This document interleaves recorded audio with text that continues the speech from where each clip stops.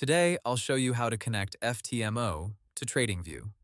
Before we start, it's important to understand that FTMO is not usually connected to TradingView, like a normal broker inside the TradingView trading panel.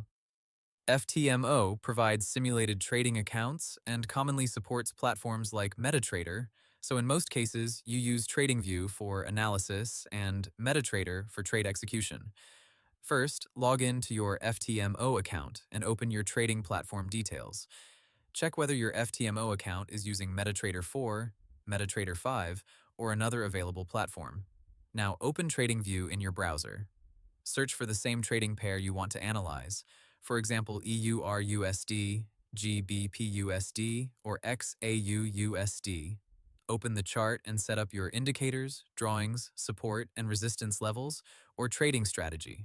Now keep your FTMO MetaTrader platform open beside TradingView. When you find a trade setup on TradingView, place the actual trade manually inside your FTMO MetaTrader account.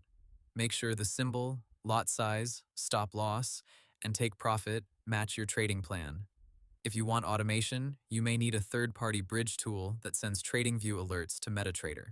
These tools usually work through TradingView alerts, webhooks, and a MetaTrader expert advisor. To do that, create an alert in TradingView, connect it to your bridge tool, and install the required expert advisor in MetaTrader. Before using automation, always test it on a demo account first and make sure it follows FTMO rules. And that's it. You now know how to use TradingView with FTMO for chart analysis and how the connection usually works through MetaTrader or a third-party bridge. Hope the tutorial was helpful, subscribe to my channel, and see you in the next video.